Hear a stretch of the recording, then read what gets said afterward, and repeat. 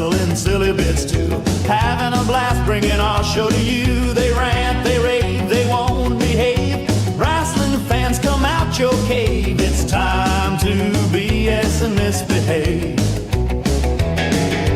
Talking Rasslin, time to go. Ring the bell and start the show.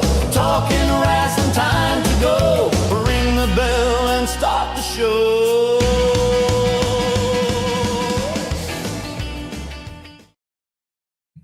Hello and Merry Christmas. It's Talking Rasslin with Pond Water and Amy. I'm Pond Water, so that means that she has to be the first lady of the Arn Anderson fan club, Miss Amy Vaughn. Hello, hello. Amy, Merry Christmas. Thank you. I'm really good. Really good. Really good. Like I said, we've already celebrated at my house. My daughter has to work.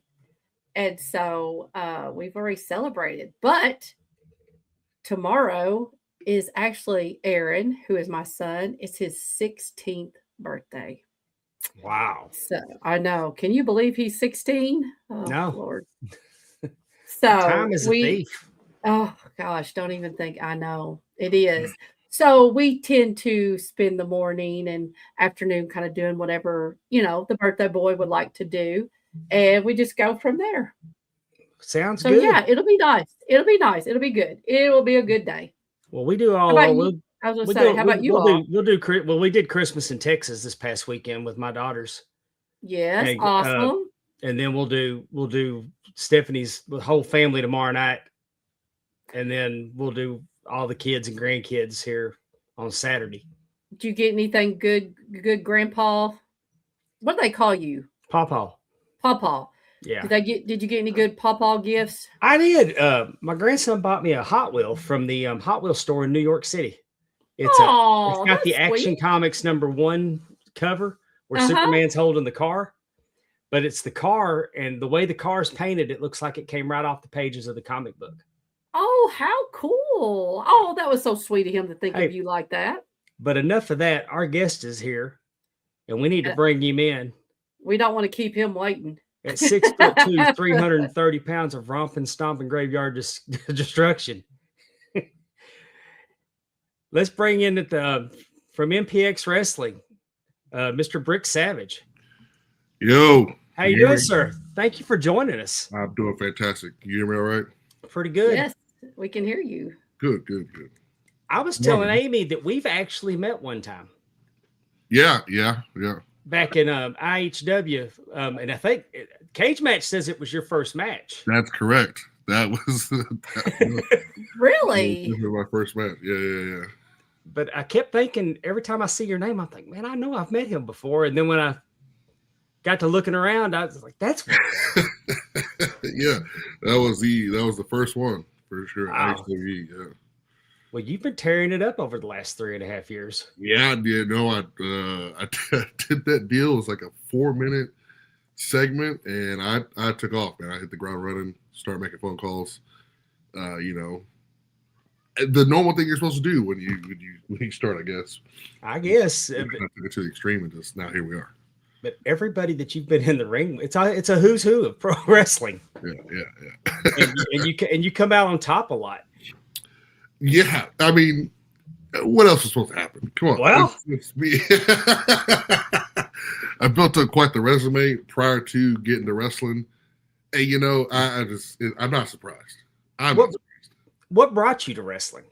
I'm actually a second-generation wrestler. So I've been around wrestling for as long as I can remember, and I started training probably when I was around like 9 or 10.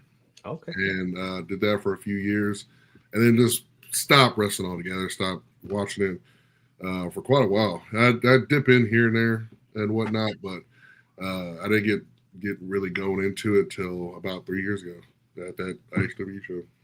Well, you're not the traditional big man. No, I am not. I mean, let's take a look here. I mean, woo! I mean, Man. Yeah. And guys your size aren't supposed to be able to do this.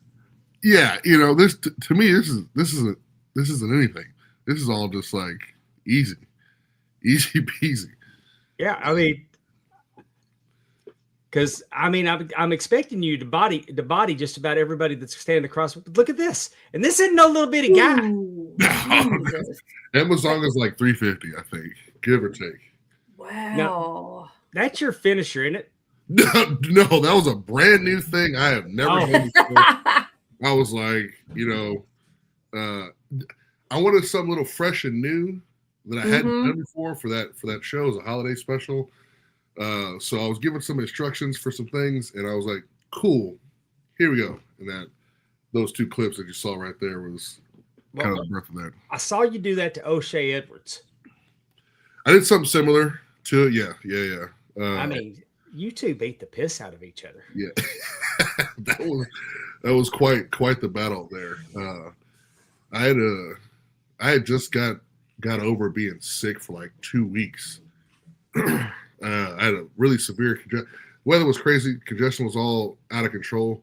I could barely talk that deal. So if you watch that match, I'm not very vocal at all.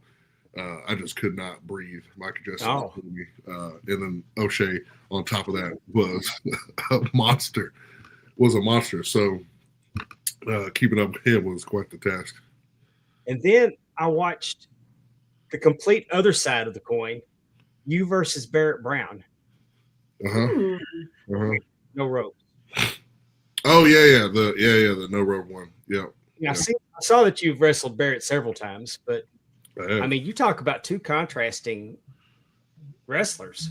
You go from the brawler of O'Shea Edwards to someone as technical as Barrett Brown, and I mean, same result. Yeah, see the thing, I'm very versatile. I get it. The bare minimum of what I do is just being a brawler, period. So I could brawl with anybody. And whether their style is more technical or not, I can still keep up with whoever is in the ring with me, because those are just other tasks and branches of myself that I study already. I just don't do all of them. I don't need to. It's not something you just see me do all the time. It just depends on whoever I'm wrestling. I might have to pull something else extra out. Right. So I got a question. You said it was a no rope? Correct. Yeah, that match. Yeah. So was that like what happened? Why did you have to do something like that? Was that just you wanted to try it, or was there y'all have something with that There's show? A stipulation. Yeah, there was a stipulation with do what, Dave? It's a blood sport match. Have you not seen Josh Barnett's Bloodsport? Oh, okay. Yeah, the wrestling, they just don't have the ropes. It's in the ring. Yeah. Yes. Well, the way you said it, no rope. I thought there was some weird stipulation, like it was a gimmick, like y'all, whatever. He kept running out of the ropes or something, so we had to have no rope. No. I did not know. Yeah, I'm sorry. Yeah, I have seen blood. I have seen Bloodsport, so I've had a handful of Bloodsport type matches. Barrett's happened to be the longest one because he ran away for like 6 minutes. So my shortest one, I think, was 15 seconds. I'd run away too. Barrett ran away for like 6 15 seconds. I get on Barrett a little bit about being a bit of a chicken sometimes, but in this particular instance, I'm not really going to blame him. I know. I love though how Brick here is. He's nice and he's jolly. But we watched a video. Dave sent me a video today of you and who was it? Dimitri. What was his last name? It's not Alec. It's not Alec. Alexandrov. Yes, Alexandrov. It was like a little 15-minute video. Basically, y'all just beating the crap out of each other. You're bleeding. He's bleeding. There's chairs. There's all kinds of things going on. So like, where does that come from? See, the funny thing is, you like this conversation. It's charming. It's nice. It draws you in, and that's half the problem. Is I'll draw you in, get your build in, right, and then like that, snap of a finger, turn on you. This is how my personality is definitely very, very alluring for sure, and that's part of the charm of Brick. But when I get in the ring, that's a whole different subject. I have a whole different mindset when the bell goes off. Yeah, that was for Baracho Pro Am I saying that right? Bracho Pro, yeah. Bracho Pro, yeah, and you've been the champion. You've been the champion for 562 days. That's correct. And wow, way to go! I'm actually I'm undefeated for going on almost 3 years at that promotion. So they started. I could see why, Lord. Well, that whole video with Biss, and like they think that they might have miscalculated with you. You're more than they can handle. Yeah, that's the problem. There's nothing anybody can hold over me. You can't hold anything over me. I don't have any attachments to anything. There's nothing that you can starve me with that's going to make me change my mind or fall into place. And that's half the problem with these people is they think they have some innate ability to control me in some manner. That just does not work. It never works. Well, everybody needs. I like not right now. Well, couldn't, but while you're on YouTube, go to @BrickSavage. That's his YouTube channel, and it's a 2-part series, and it's as well produced as anything that you'll see at any wrestling company. And when I say any 100%. Wrestling company, I'm talking about the major promotions with the worldwide deals. That two-part feature on you was incredible. I did see. Last Whisper? What's that? You talking about the documentary? Yes. Yeah. Yeah, that's an ongoing one so far. Still. There's going to be another part. Episodes. There will be more episodes. This has been a hiatus for several producing reasons in the holidays. Hey, make them want more, right? Let it sit there for a little bit. Nobody's blamed you for that. There is 2 episodes out of that deal, but it will inevitably have more episodes for sure. I did see on the first episode that I watched, Exodus Prime is on there, and so that's a name that has been in BIW and that we have seen and know a little bit about. Are you all friends? It's kind of hard to tell because I think everybody. Well, I say that because everybody hit each other with a chair at some point, so it's kind of hard to tell who's friends and who's not. So me and Exodus, I want to say it's almost about a couple years ago now, had one of the biggest rivalries here in Texas that spanned across multiple promotions. Right now, we are cordial with each other. I believe on the last deal we left off. We've had several matches across different cities, from not only just like Central Texas to the border and back up to Dallas. You know, it been all over the place. So I think at the moment we are currently cordial with each other, and we're not beefing at the moment. Well, let me circle back to what you said about being a second generation wrestler. Tell us more about that. Yeah. So when I was younger, there was a guy named Necro Butcher. I'm familiar. Used to live right around down the street from where I live. So my dad would train with him, and I would go train with him. And Necro would essentially just kick my ass, for lack of better terms. And I would just sit there and watch. It was time for them to take a break. I would do my thing and stuff like that. And Necro always kind of worked with me. And I recently wrestled Necro about a month or so ago. We've wrestled twice now since I've grown up. And, I think he was probably as much surprised as anybody that I just retained that information and was able to take that stuff and run with it when I was younger and remember that stuff and just remember those aspects of what I was learning then. And he's not somebody to be braggadocious about anything, but he definitely, I do give him nod for essentially being my first trainer, giving me some tools to work with that I, base myself off of. Well, I saw that you do some deathmatch stuff too. So I have not particularly my thing. I'm not afraid to do any task needed of me to elevate any storyline.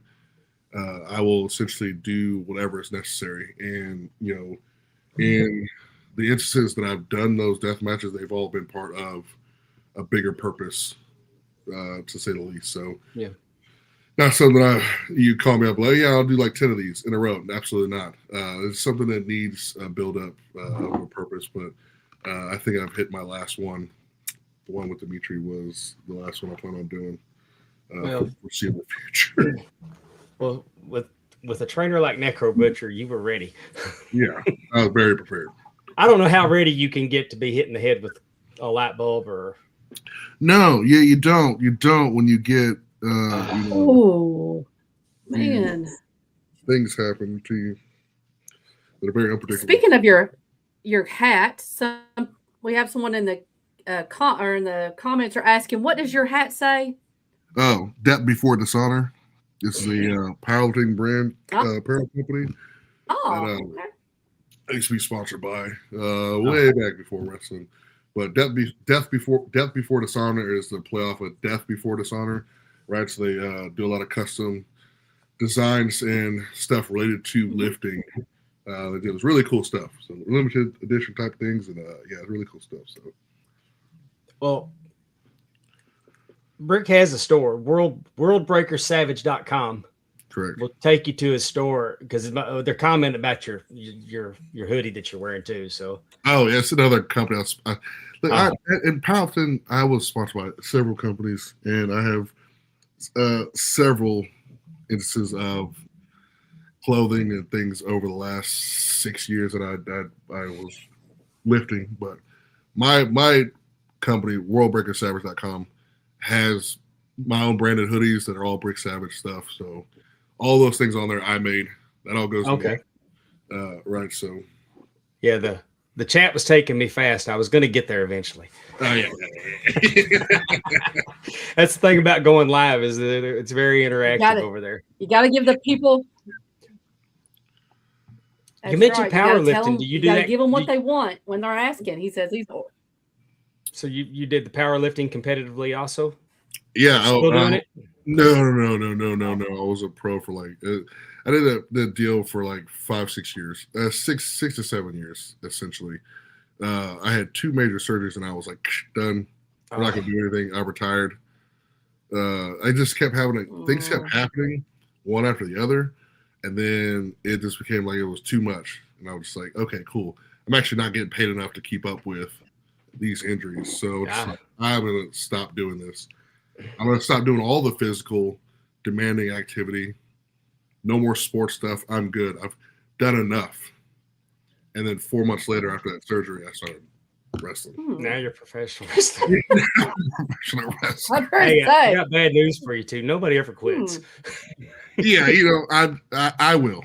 I just want you to know, when I say I'm done, I'm gonna be done. So go get your tickets now.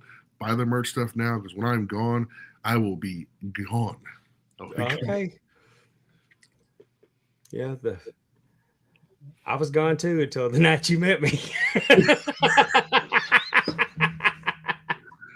I will be gone. I'll be gone. That was a crazy night. It was a crazy night. I got there like at noon because they had the whole Hall of Fame deal. And I only refereed one match, and it was the main event. And Aaron Eagle didn't go to the ring until almost midnight. Yep. I think it was one of the last oh my ones goodness. I think I was one of the last ones to leave that venue. I was just kind of like in the moment, the whole ordeal and whatnot. Just waiting for stuff and just kind of like seeing everybody off that I came with or whatever. Yeah. And I was like one of the last people to leave. That's a great venue. It is really cool venue. I mean, that's a hell of a place to start. Yeah. Yeah. Me and Fuller have gone back for years since I was a kid, right? Knew my dad and all that stuff. So when the word got out, I was looking to get back into wrestling. He invited me out to do this thing. So, yeah, sure, I'll do it. I got a little segment deal. It's enough to have content. I hired a videographer, a friend of mine, to record so I could have content. Mm-hmm. And that was a big task that got me to get the next booking. Okay. And then got more content from that one. I got the next booking. Right. So I was just building up this portfolio of highlights, and I'd make a cool little highlight reel, right every time the thing was over, and I would send it off and just keep doing that until I eventually stopped having to call people. Well, yeah, I've known Fuller, man, not long after I started reffing. I guess I've known. How long has that been? 20, it's been 20 years. 20 years. Mm-hmm. Goodness. And he's always been good to me.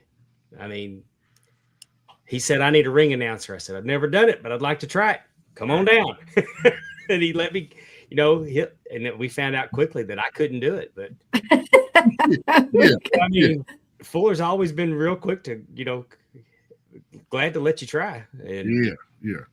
Right. Like I say, knew my dad, Bobby Too Bad from back in the day. Heard that, I was getting, was just like, no questions asked. Love to have you. Say cool. I got to work with my at that time tag team partner who I'd been training with. Anyway, so got to have a little deal. Got my feet wet from it. And I was like, okay, cool. Yeah, I actually dig this. I didn't get the whole grasp of the Brick Savage character down yet until it started getting those matches in where I could try the thing out. Right, because I thought I would be able to emulate some of the stuff of like my dad used to do, or Necro, or Hot Stuff, or all these people that it wasn't the task until I was able to kind of just like, I was told to wrestle like a big man, do certain things, and I said no. So as soon as I completely said no, that thing started taking the turn where it was like, okay, this is who this character is, right? It's who I am, and people obviously enjoy it, right? Well, So I'm a fan.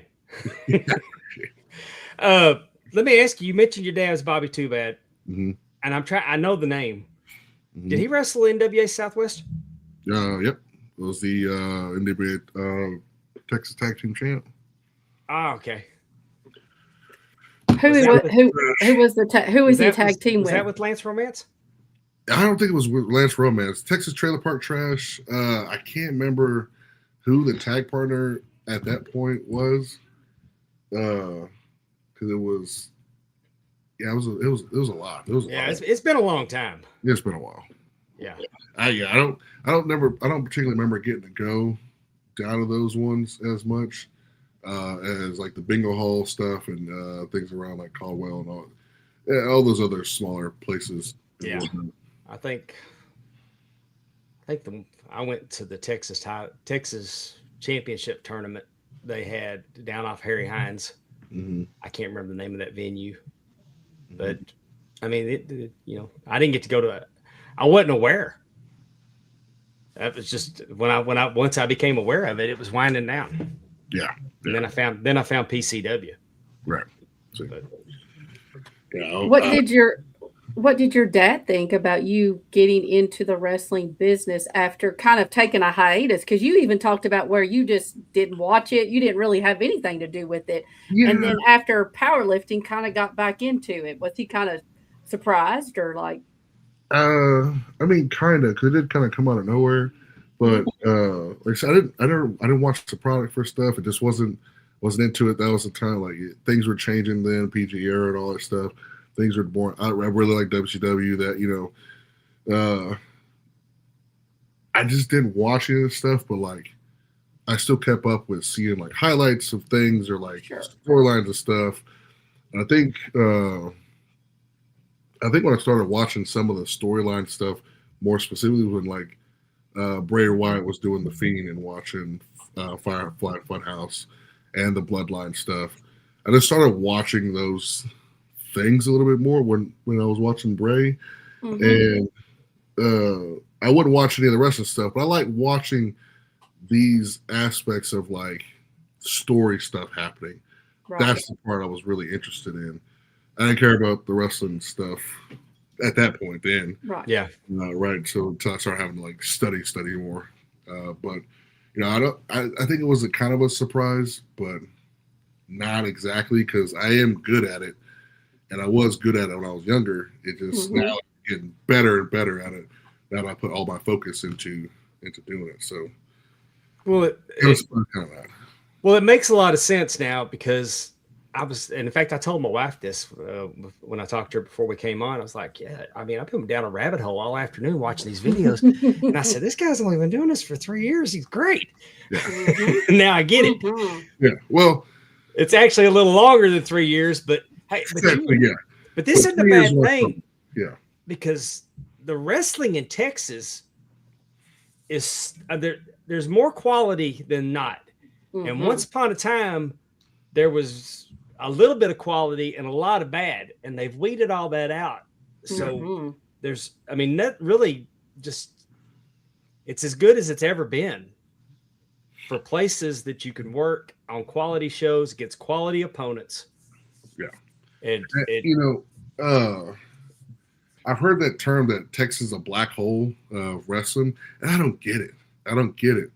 The amount of talent that I not only just wrestle myself, but see every weekend throughout the borders from east to west, there's a lot of good talent here, and essentially they put on a lot of good shows in total. And I've seen other shows around. I don't see very many shows that can actually stand up to the caliber completely, top to bottom, with a lot of these shows in Texas, right? You have your good talent, your talent here, your talent there, your talent here, your talent there. But like getting a show from top to bottom and everybody's just knowing their role, doing their part, the whole show is just good. I just don't see that everywhere else on a consistent basis almost every week. I heard Dory Funk Jr. say, I happened to listen to an interview today, and he said the reason Amarillo worked out so well back in the day was everybody had an attitude of what can I do for wrestling instead of what can wrestling do for me. And I think that has become the attitude, not in just Texas. I mean, it's the same. I'm in Mississippi now. I'm from Dallas area, grew up in Dallas, but you're more and more, you're seeing that it's everybody banding together to make wrestling better instead of just, trying to see what they can get out of it and leave. Everybody's trying to leave it better than they found it. And it's a beautiful thing. I've been in several locker rooms where that's not the case. I have too. Right. And I've made it a point to where the locker rooms that I'm in, they're able to see that action in real time. This isn't something that's just like, oh man, sounds good on paper. Wish I could do that. I like to lead by example. Yeah. Right. So there's places that they only bring me in for this one thing, and I say, okay, and I do that. There's other places that bring me in for a little bit more. They get a little bit more out of me than just wrestling. Right. And the locker rooms that I'm in that have that mindset for it, it's contagious. It's great. Because not only does that set a precedence for the place that you're working for, it guides those other individuals that didn't think they maybe could be able to do that and lets them do that. And then they go off and maybe they're that person, they're that beacon for that next locker room. And they get to do it, and they get to have that invite for everybody else to join them. Right. So I think it's cool. It's a good thing to see. Matthew Palmer told us that he likes to call the style, he calls what goes on in Texas strong style. Would you agree with that? There's some of that. I don't think everybody can do it. I think there's an illusion that everybody has an idea what that might be. But as far as like how that actually looks and who can do it, there's a handful of people that can excel at that style for sure. Me being one of them. That's why I'm at MPX. Oh yeah. And when I'm there, they get that flavor of that there. But that's mainly because I work for that specific type of look.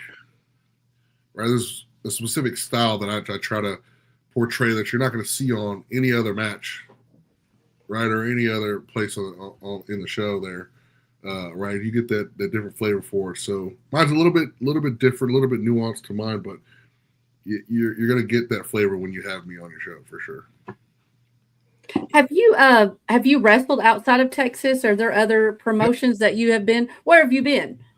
Been to Mexico, Colorado. I just came back from Iowa. Not Iowa, Ohio. That was that revolver clip that was earlier. That was in Ohio. Vegas, Cali, Florida. I think Florida was one of the first places I went to. My first out of state one was in Florida. I wrestled Brian Brock. Brian Brock. Big country white dude, cornbread fed, thick guy. He was large, very large. He had one of the nastiest clotheslines I've ever met. Brian Brock, a cool dude. Well, I also saw the Unchampionship. What is that? So that promotion's called Uncanny.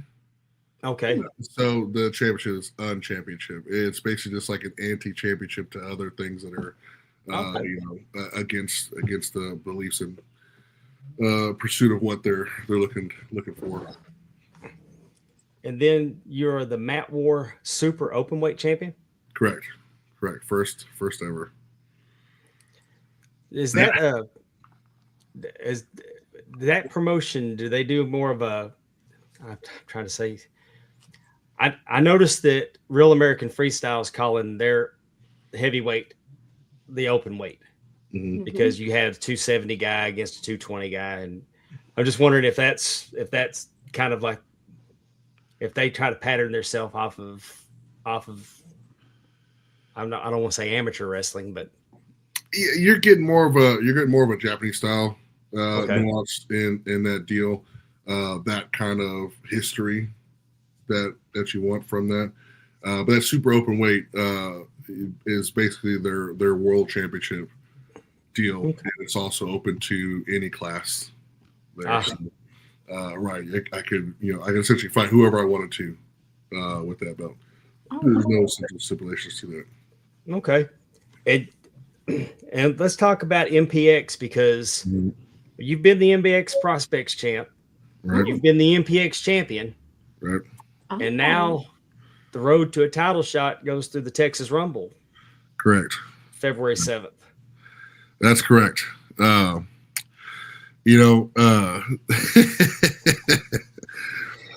not one to care about championships, more so who I beat in that line of sight that I have. And if you happen to be holding a title, I'll take that from you too. Ooh. I like to take things from people. Okay. Whether it's their health, their well-being, alter their way of living, whatever the case may be. If they happen to have a title, I said I'll take that too. And that's the part that probably makes me the most dangerous in this deal is I'm not looking to essentially just win, right? I usually try to go and prove a point, make a statement. And when I get in the zone of that nature, I just start dropping people left and right. And when you see that, people usually stop trying to come up to me, be nice, or be friendly, or want to fight me. They just disappear on their own. Hurt your feelings if you're in the Rumble early. Absolutely not. Absolutely not. You're not looking to come in close to the end. The earlier the better because the earlier the better. You gotta love it. Absolutely, the earlier the better. The earlier the better. I like fighting. I just happen to finish my matches very quickly because I don't have time to waste. Right? I like fighting, so the more people I can fight, the better. Is there anybody in particular at MPX that you're butting heads with pretty regular? I mean, who am I not butting heads with? Right now, I got the biggest problem with Sky de la Hermosa. I had a problem with him when I first got there. Okay. And he went off, and now, I don't know, he decided to grow a spine, and he sided with these referees, thinking that he was going to be some kind of enforcer, some law. He had the biggest problem with that. Absolutely. Yeah. He's my number one target for sure. Aside from that, JD Griffey, I never liked him. Never have. Never have. We have never been friends. Demo, even though he's with set 6, and I've had problems with set 6 and Demo, I think Demo has just had the mind of a champion and just wanted to prove himself. And I can respect that at least, but I can't respect JD. There's nothing about him that I like at all. Wow. Me and Demo are at least on okay terms. Mm-hmm. We're on okay terms. I don't hate the guy, but I'm not going to hesitate to drop him on his goddamn head either. Yeah. And Man, I've snatched Man up by his ankles, so I'm pretty sure he probably doesn't like me. But at least the last time I saw him, we were attacking everybody else on the same team. So I think we're okay. I think we're okay for now. As long as they stay out of my way, I'm staying out of theirs. Now, you mentioned Sky's kind of taking up for the referees.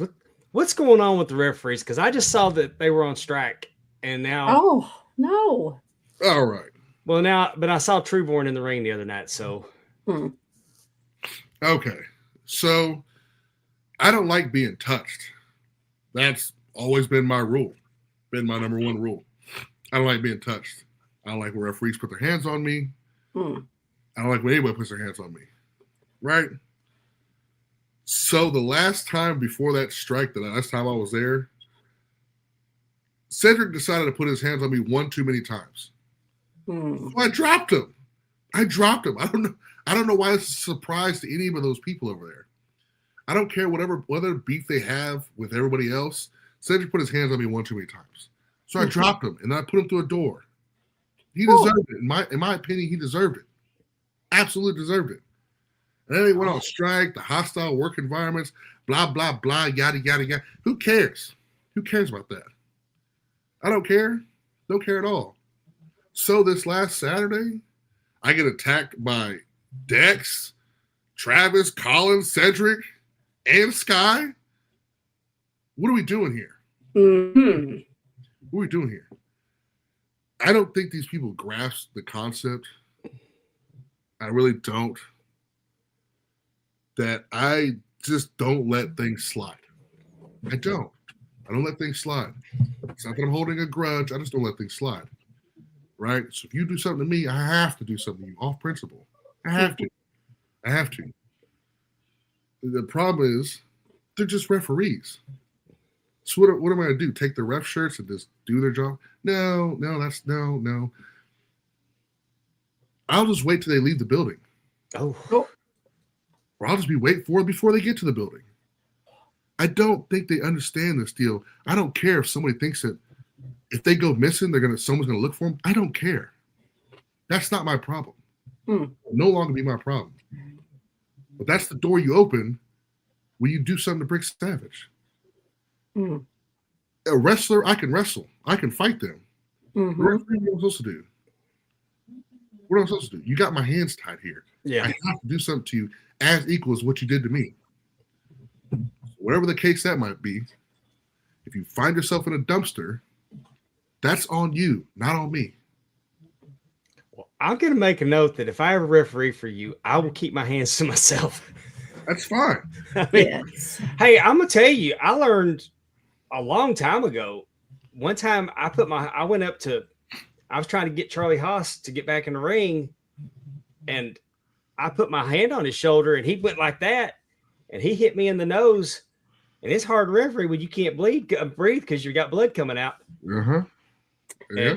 So I've kind of taken that lesson with me that I'm not a referee that really likes to get in between, Now, I'm not going to say I hadn't been overzealous before, Brick. Okay. Right. I mean, I've gotten shoved and I've shoved back and realized that it was at this moment Dave messed up. I get it.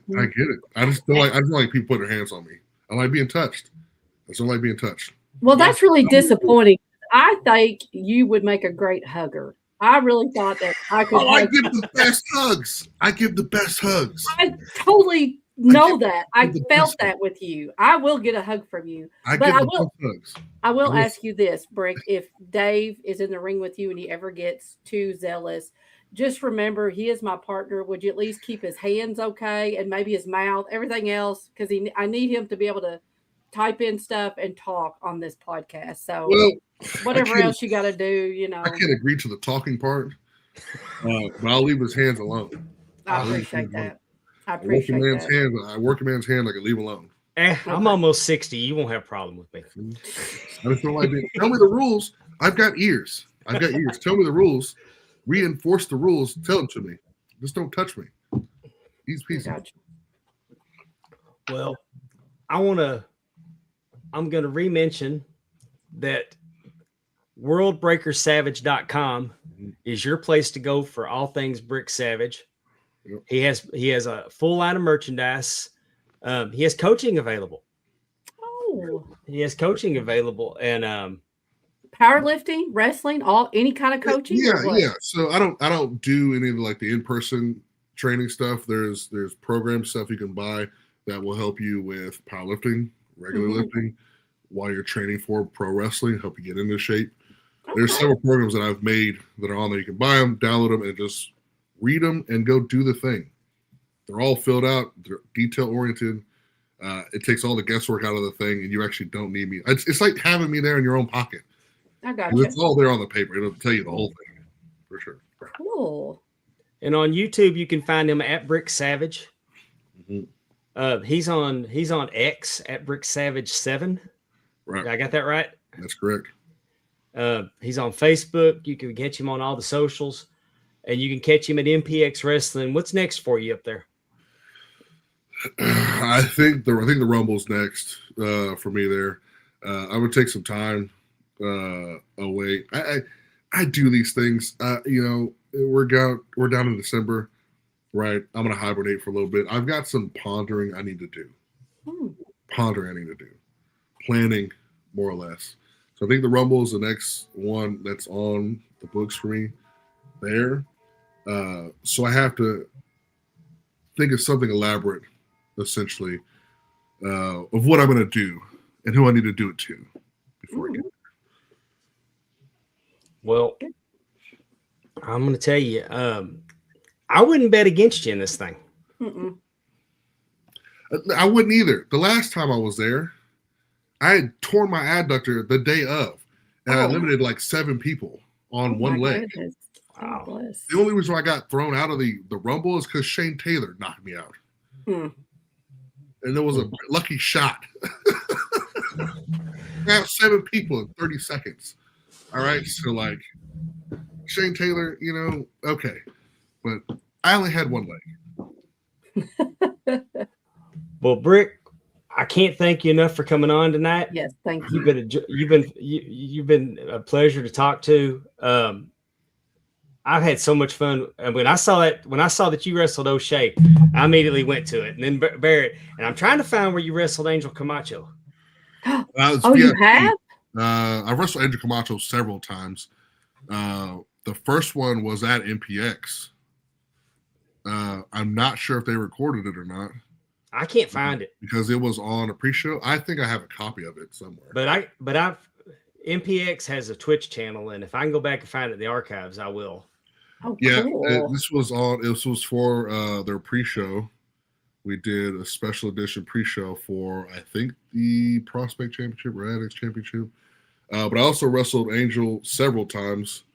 Like I said, at VIP and Inspire. For stuff, so I've wrestled with Angel quite a few. Did you do the pump handle on him? No, but I did the one-arm powerbomb thing to him. Oh man, that was in that first match. I got handsy with Angel once and slapped the shit out of you.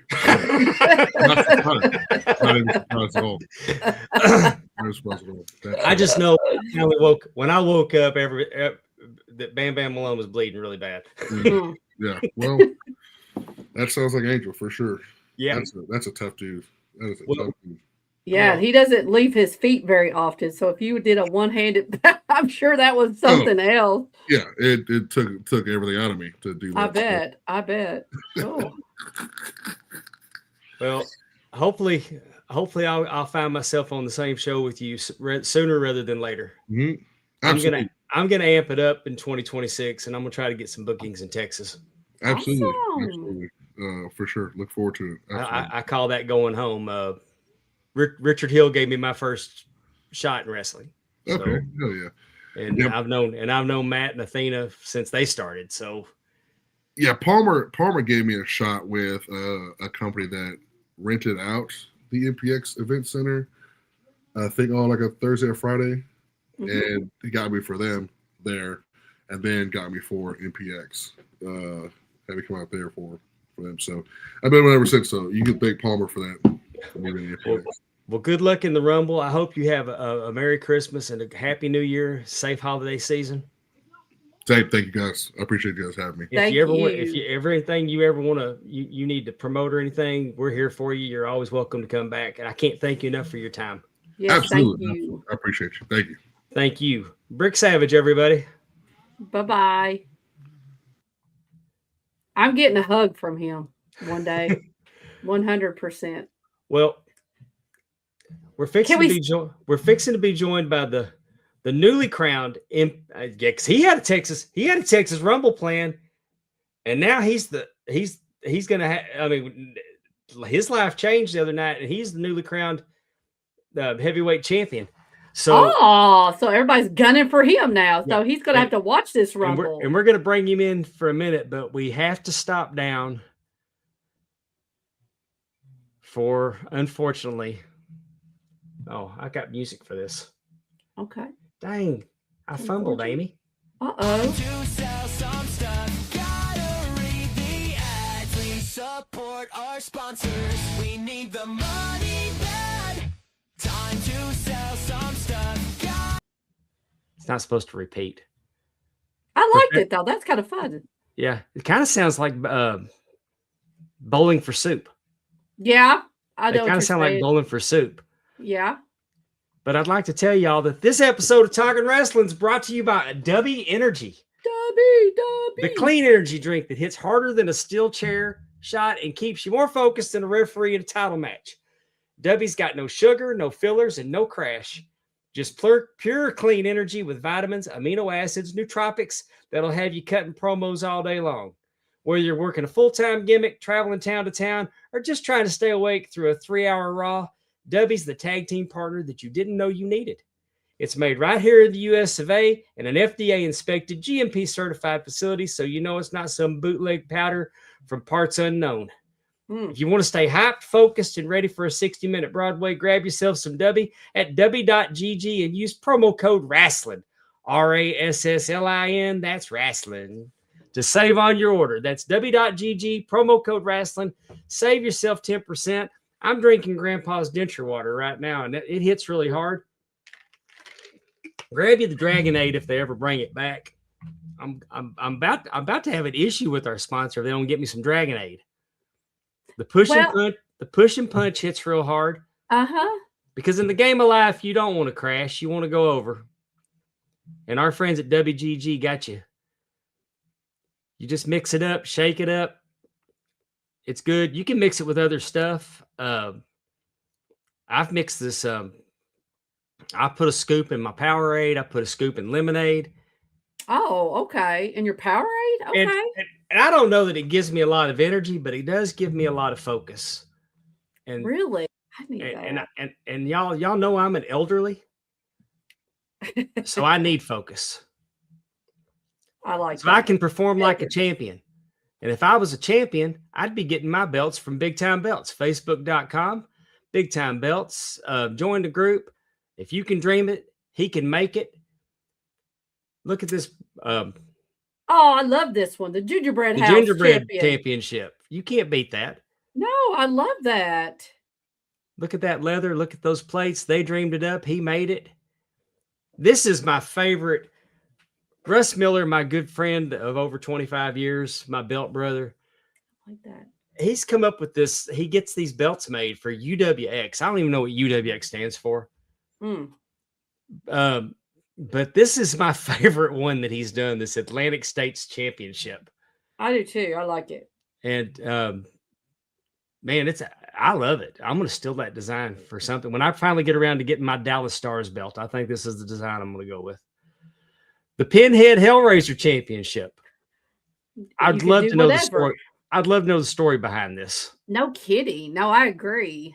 In the new year, we'll do a belt episode. Maybe we can find out who had this one made, and they can explain it to us. Yes. Look at this big gold. If you're a belt collector, you don't have a big gold, then what are you doing with your life? I love that. And this It's big nice. gold is beautifully made by Big Time Belts. Billy Gullett, one of our fine sponsors at Bayou Independent Wrestling, had a Bayou Independent Louisiana championship made. Mm-hmm. It's got a Mid-South side plate on it. I mean, that belt is the epitome of his fandom.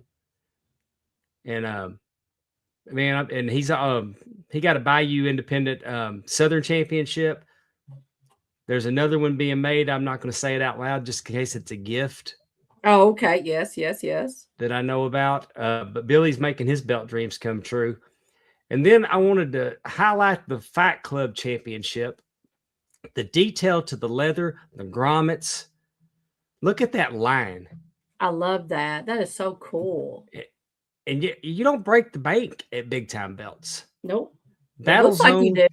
Looks Battle like you Zone's Light Heavyweight Championship. Folks, those tanks are relief pieces that are sitting on top of the plates. And they hit real hard.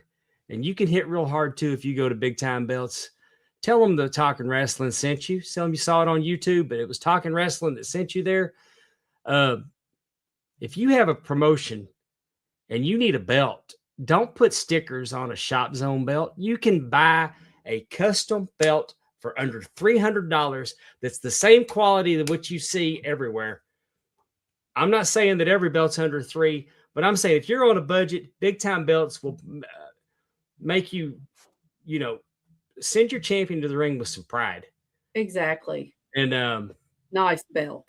And if you just want a belt for the house, you want to throw, put on your house coat, put your belt on underneath it, walk in there, undo it in front of your wife and tell her the champ is here.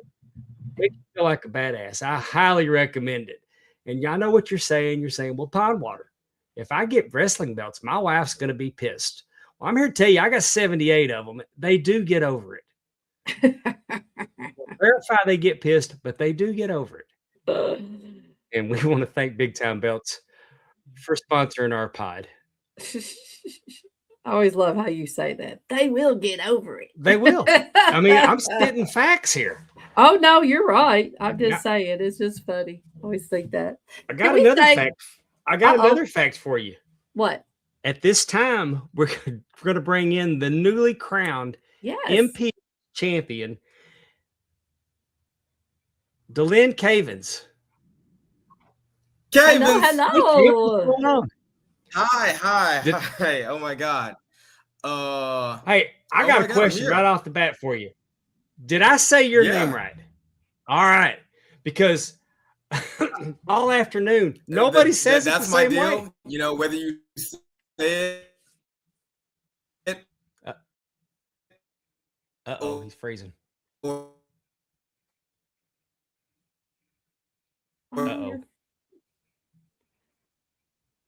You're frozen. Uh-oh. Let's give him a second to buffer and see if he can. I'm going to put him back in bring him back in and see. Uh-oh. Whether you say I'm all. You're freezing up on us.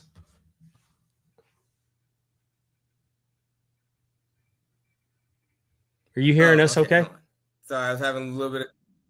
Yeah. I just have like connection issues, I think. Yeah, you're good now. Okay. We're coming through? Yeah, you're good now. Mm-hmm. All right, cool. Okay, so what was the question? No, I was just saying that I was trying all afternoon to figure out how to make sure I pronounced your name correctly, but nobody pronounces it correct the same way. Well, that's the beauty of my gimmick is the fact that, I'm always going to be there to correct you. Yeah. I yell my name, the crowd yells it back. That's actually how my gimmick started, is because no one could ever really say my name right. Well, it's a double-edged sword, but it's beautiful. I saw on you there was a reel that told me about putting some respect on your name. So I felt like since you defeated, in a fatal 4-way with Tatum Manning, Demo Diamond, the champ, JD Griffey, and yourself, and you didn't just win, you pinned the champ. You didn't it was It was I watched it before we came on the air, and that 450 splash 3 seconds later, you're the champion. And I got to tell you, I was very impressed with JD wasn't nowhere to be found, but Demo, Tatum, even Jamie Aller was happy for you. Yeah, it's crazy, and that's the thing. Like, beautiful moments like that just can create like the most organic of reactions. Demo has been my best friend since I started this journey in professional wrestling. Man, he's also been there for me, bro. Like through thick and thin. Tatum, who I like have immense respect for, who has done a lot in MPX. He was able to give me like my my due as well. Uh-oh.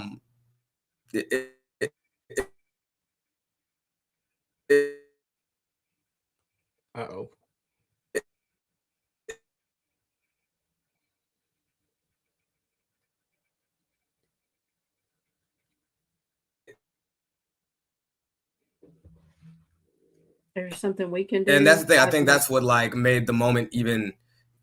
But the fact that like I had a lot of people behind me who, you know, even in the match, like I guess you could say we're just like, you know, I'm upset that I lost, but even if I did, I'm so happy that if it was anybody, it was this guy, you know? Yeah. For them all to just like, you know, run up and give me my hugs, and just Jamie, oh my God, I love Jamie so much. Every word he said like touched my heart so much. I love him too, but don't tell him. Yeah, like I think that made the moment. You could really feel in that moment, you know, it was genuine love. Genuine love. I'll encourage everybody to go to MPX Wrestling on Twitch for $5.99 a month. They you can watch them live, and you can go back in the archives and you can watch this incredible moment where Delynn wins the championship. And the production value is incredible at MPX, and I'm so happy for you. And it was wild because we had you scheduled, and I looked up and you're the champ, and I'm like, well, that changes the conversation because that's right. Because now you're the prize at the end of the Texas Rumble. Yeah, no, it's crazy. Like what you felt in that moment, that was what I felt in that moment. Like, okay, plans are out the door now. You know, at first it was, you know, like if it wasn't gonna be the Prospect Championship, it was gonna be the Rumble or so and so. And lo and behold, hey, like I call it a happy surprise. You know what?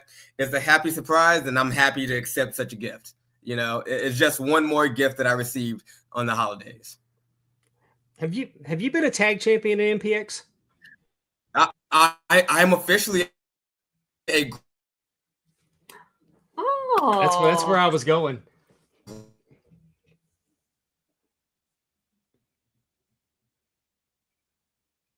Man, I apologize, everybody. We're gonna power through. Slam. Oh, he's buffering. You were talking about when you froze up. You were talking about becoming the Grand Slam champion.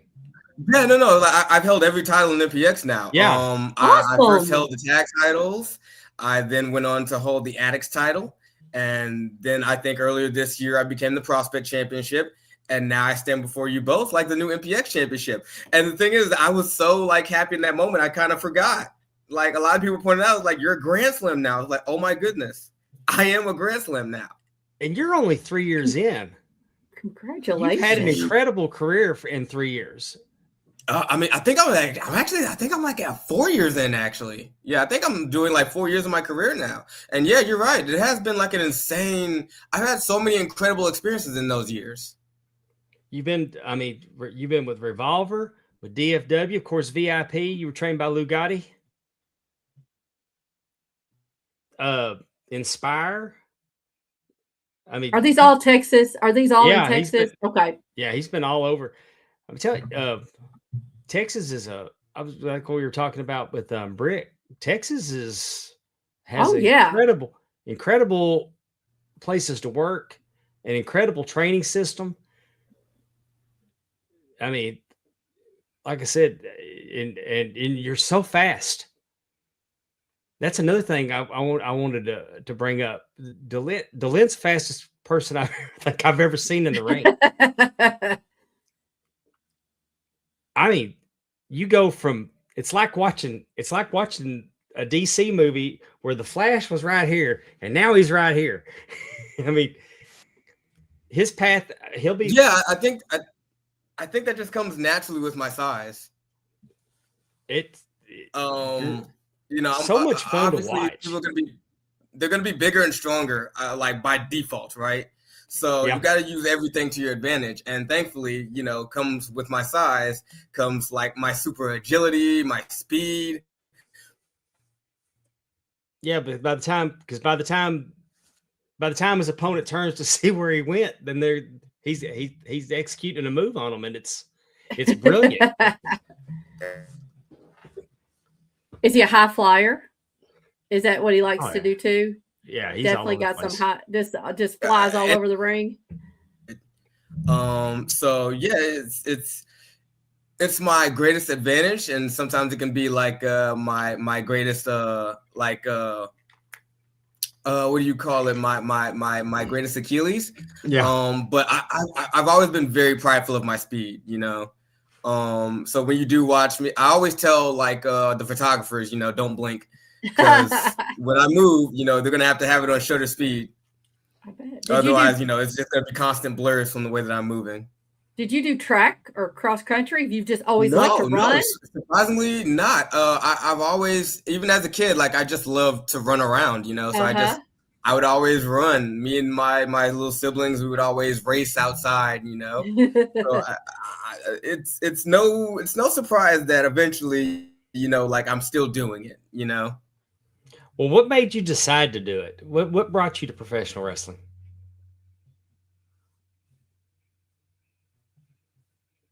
Did you say he's 4 years in? He said he's 4 years in. Yeah, it's yeah. That's what he said. Yeah, because he started in March of 22. So I have to always make sure that like I do take very good, very good pride of my speed. You keep freezing up, so. Oh, I'm so sorry. I don't know. No, I mean, it happens. Connection. You're fine. It happens. It's part of the. Yeah, no. If I ever need to repeat anything, please let me know. And honestly, it's probably me or Dave, because I'm Kentucky and he's Mississippi. So I'm sure it's our connection. It's not probably yours. Well, let me ask you. Okay, I was asking you what brought you to professional wrestling. It's been my dream since I was a kid. You know, a lot of people like have these very, very profound answers on why like they do it, and unfortunately, I don't think I have that. Like legit, it was just me and my cousins and my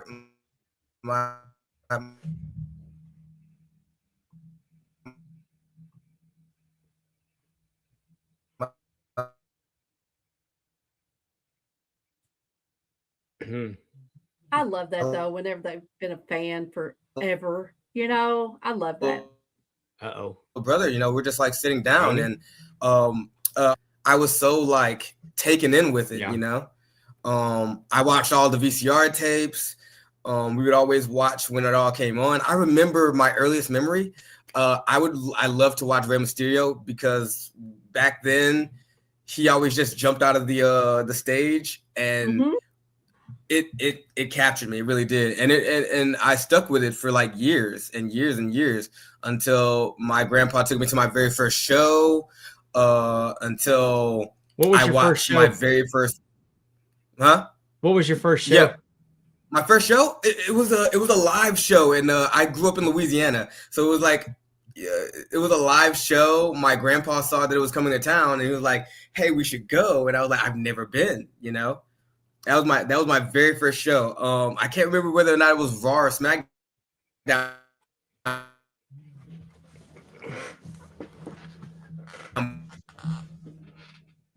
Uh-oh. That's a great show, though. The lives, those were great. Oh, yeah. To have your first experience, too. I mean, like a house show. It was a house show, and I enjoyed it. I would say that the love is there. The love is definitely there because I never left it. I watched it religiously. I've had my grandparents always buy me the video games and action figures. When I got into high school, I did amateur wrestling for like 4 years. cool. Yep, city champion. I've made appearances in state. I've won a lot of accolades in that regard. But the end goal was always this: to enter the world of professional wrestling. I love that. I love when families. I love when people come on here and they tell us about how their families were such a huge supporter in what they did. I love you talking about your grandpa took you to your show. Always, He's my number one supporter. Oh, yeah, I love that you had amateur wrestling available in Louisiana. Oh man, well, I've always.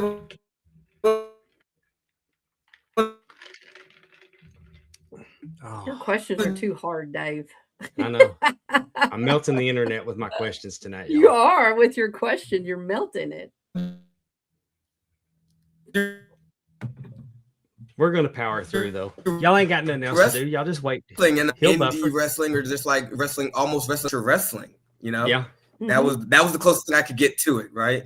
Mm-hmm. So there's no wrestling schools out here as far as I knew, or any place that I could get my like daily dose of wrestling fix. Amateur wrestling was as close as I could get to it. So once I got into high school, I told my parents, like that if it's not going to be in a ring, it's going to be on the mat. I'm going to do something, right? I got to do something to get close to it. I'm so happy for you. That is so awesome. Thank you. It's like, and again, I love both modicums, right? Like I both like I fell in love with both, right? So they're a part of me, and even to this day, sometimes like if you watch close my matches, I haven't lost my step. It stays with.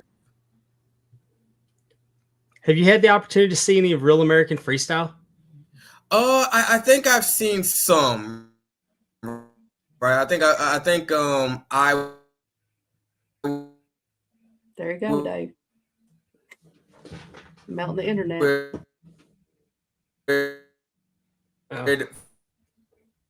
Focus back and forth on American Freestyle and Greco-Roman. Mm-hmm. Well, it's kind of neat that you have. I mean, with an amateur background, that's there now. That you could take the opportunity. You could take the opportunity to actually go make some money doing the amateur wrestling as well. I mean, it's not amateur. Like a lot of people don't realize, like amateur wrestling, it can kind of play like a huge role in professional wrestling. 100%. When I first started training, and you kind of like start learning the ins and outs of the physicality of it, you'll actually start to realize, oh my God, this is no different than when I trained in high school. Like there's a lot of mechanics that are originated from amateur wrestling. I thought that was so cool. So even like when I didn't realize it, I was actually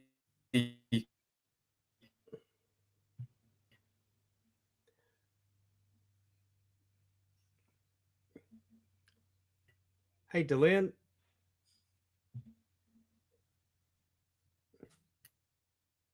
Uh-oh.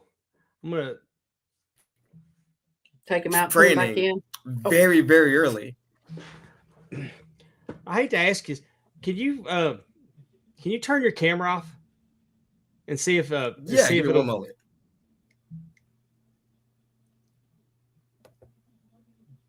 Let's see if it catches up. Can you hear us okay? I can hear you. All right. If you would repeat that last part that you were just saying.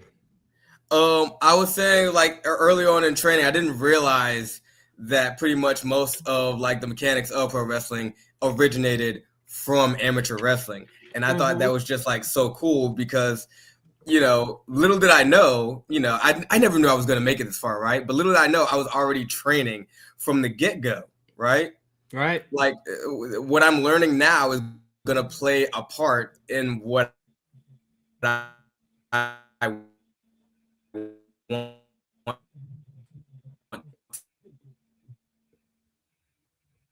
Yeah, it's not the camera.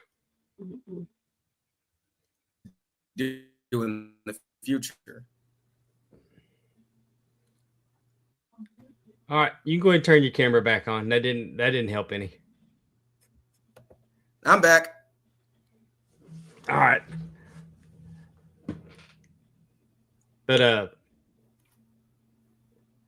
yeah, the back in the day, the wrestler, I mean, they'd go an hour, sometimes 90 minutes, and it was just it's insane. Rolling around. It was just mat wrestling. It's insane, and that's what I said. You know, you never realize what goes into it and what it takes to do this stuff. Yeah, I heard Kevin Von Erich earlier today talk about that. They figured out a way to go from an hour and 90-minute matches to 20-minute matches and make it more exciting. And the little light came on, and I'm like, well, yeah, they did. So what you're saying about it, the amateur translates to the pro, but then you get the faster pace with the drop kicks and the high flying, and it's just a great time to be a wrestling fan right now. 100%. 100%. Bless his heart. Okay, he's back. Sorry. It's okay. Hey, we've had it happen before. I mean, internet issues. Internet issues happen. Of course. Now, I would imagine that JD. I would imagine that JD's rather pissed that he lost his belt. Well, I want to call it like karma. It's a full circle because for those that remember, when I was prospect champion, I had successfully defended it 3 times. Had I defended one more time, I could have cashed it in for any title of my choosing, right?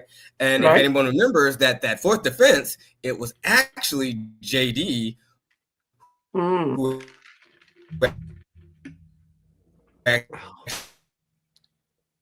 So JD doesn't need much of our sympathy. Is that what we're saying?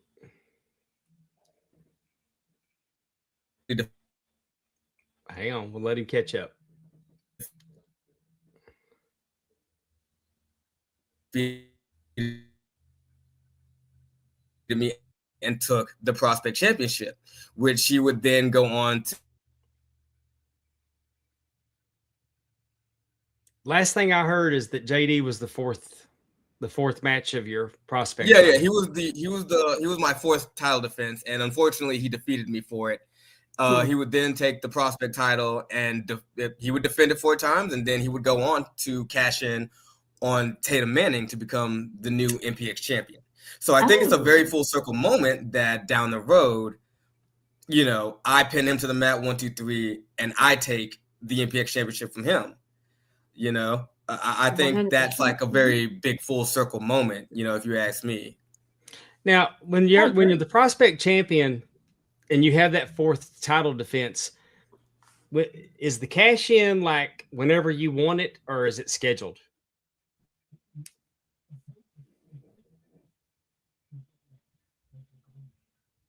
You mean like a Money in the Bank thing? Yeah, is that what you mean? If he could just did JD challenge Tatum straight up, or did he cash in on him while he was tired? Or I don't know. Yeah, that'd be good to know. The old prospect. Oh yes. The deal is, you know, you could once you defend it 4 times, you can cash in whenever, wherever. Ooh, you know. Okay. Even if you defend the 4th on that very same night, you know. That's interesting. I like that though, because it's a very opportunistic title. That's why I said if you have the prospect title, as long as you can defend it 4 times, you're in a very good spot to become MPX champion. Yes, because then that puts them on guard. They don't know when, but they know you've got your 4 in, and that you're going to, but they don't know when. So Exactly. that's pretty cool. That's a good little setup. Oh, Yeah. okay. I was like, where'd it happen? I see it now. And this is where he standing there, and this is a new championship belt too. That is huge. Is that huge, or is that just the way it looks in the picture? Because it's like it's pretty good size belt. It is nice size.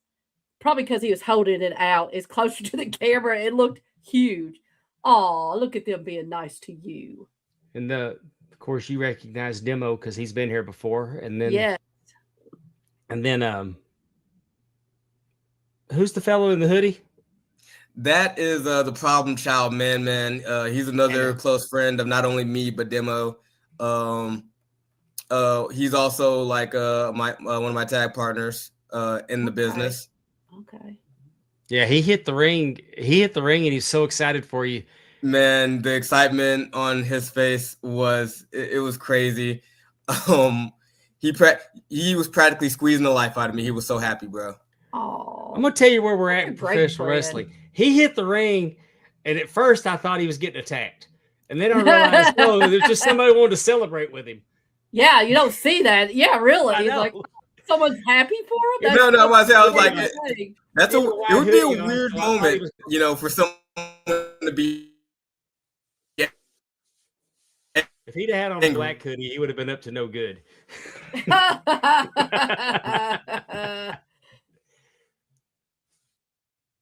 But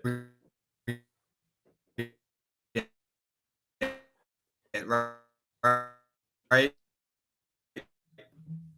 Who's the prospect champion now? It would be a very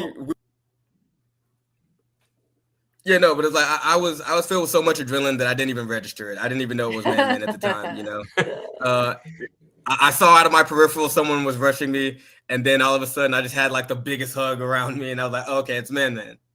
That's so sweet. Now, who's the prospect champion now? The prospect champion now, I think it's unknown right now, actually. Oh, okay.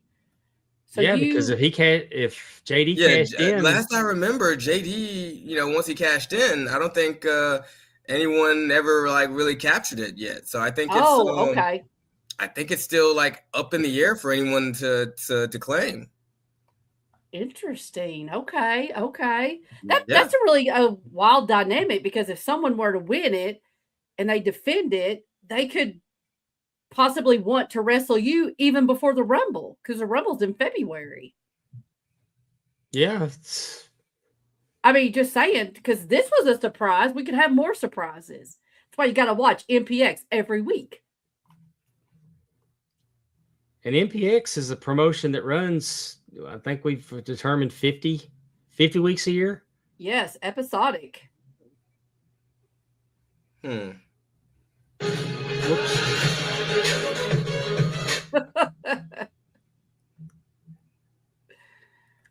I was trying to look to see.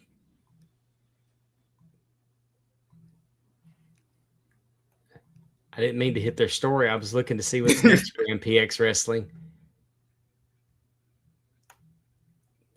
The next event is the 27th, end of the beginning. Are you going to be on this Saturday? End of the beginning. Oh, yeah. That's I see you. You're in a tag team match, a 6-man tag team match, where you're going to be with the Sons of Mayhem. The Sons of Mayhem versus former champion JD Griffey, LBJ, and Joangelo Garcia. Yeah, we're going to have LBJ and JD on February the 2nd. Right before the show, huh? Right. And I'm trying to think. Who else is going to be on. So you're going to be in 6-man tag team action, and that will be at the MPX Arena in Bedford.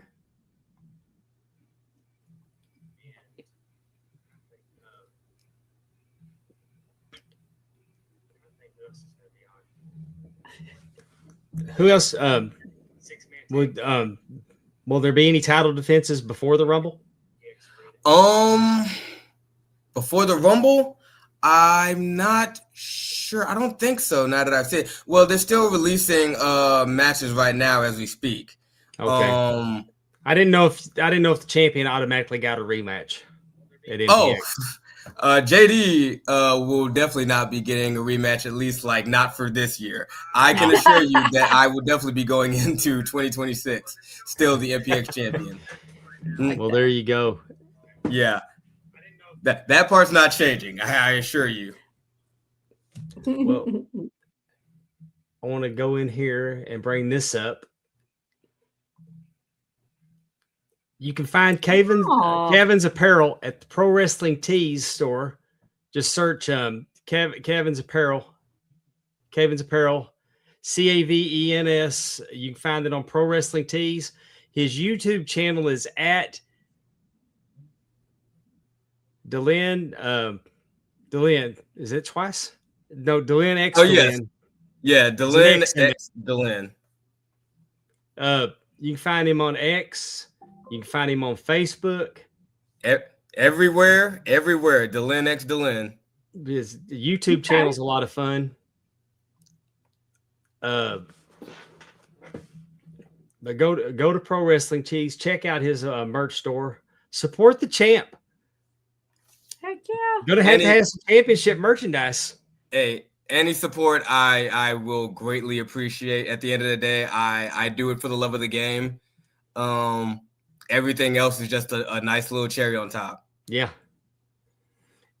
Yeah, I mean, we all say we do it for free, but we don't want to.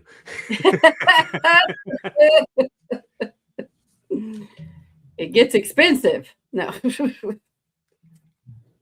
But you ain't gonna tell me I'm a referee with a merch table. I know. I can imagine. I can imagine.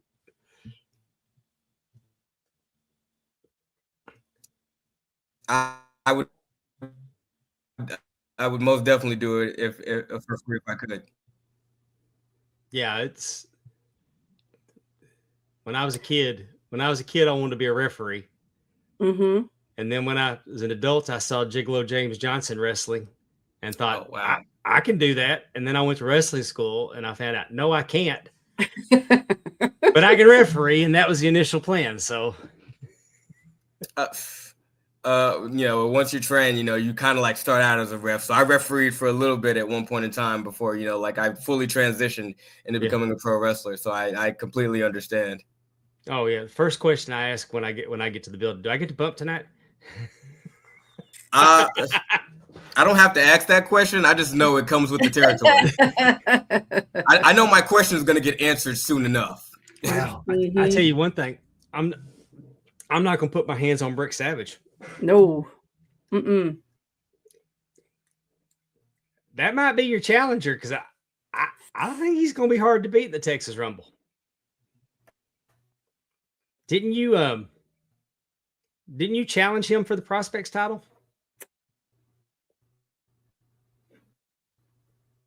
I know you've been in the ring with him before. Who have I been in the ring before? Brick Savage. Oh my God. He's got a chance. We really think he's got a huge chance to win this Rumble. I don't know, like Dave said, unless everybody gangs up on him. Yeah, how they're going to get him out. Yeah, no. If I had to choose one of the strongest candidates to win the Rumble, I'm not gonna lie. I think Brick would definitely be in my top 5. I mean, I don't know if you heard him or not. He wants to go in early. That sounds about like Brick. If anybody knows Brick, they know that they're no strangers to wanting confrontation. Like, they love to fight. They love to just like throw hands. Whether they enter early or later, any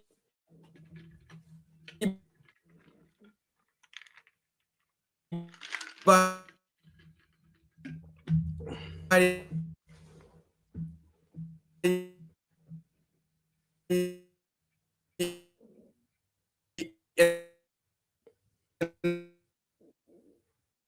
the ring when they do enter is going to have their hands full. Yeah. I think Brick would actually like tear through the entire deal. So I would definitely say that. How did you? They're a threat. They're a huge. Were you threat. in the Rumble last year? I was in the Rumble last year. How'd you do? I mean, I did. Were you in early for the or? most part, but in the end all be all, well enough isn't good if you didn't win the thing. So Yeah, I know. Yeah, That damn Aaron Eagle. He. At the end of the day, the name of the game is to outlast everybody. Everybody wants a chance and a shot to go after the MPX championship. So they will do everything. They will claw and scratch just as hard, if not harder than you, if it means it'll get them closer. Yeah, I've been in 2 Rumbles myself, so. Well, and I had no chance of winning, by the way. Oh, the nightmare known as Jeremiah made sure on both instances that I left as quick as I got in. Though he's got a ringside seat. Like, he is the champion. He gets to sit there and watch everyone fight and claw. Oh, yeah, it's going to be. Yes, you got a ringside seat to this, and that has got to feel amazing. They're all after what you're watching in the ring is to fight you. Yeah. And it's like now that I'm on top of the mountain right now, now that I'm in like a very, very high seat, a lot of people are going to be gunning for me. I realize that now. It hasn't hit me until, I think the very next day after, right? That I'm no longer the hunter. I'm now being hunted. Yes. So I'm gonna have to keep my head on the swivel, not only for whoever wins the Rumble, because they're clearly gonna be gunning for me, but also whoever is gonna potentially be the next.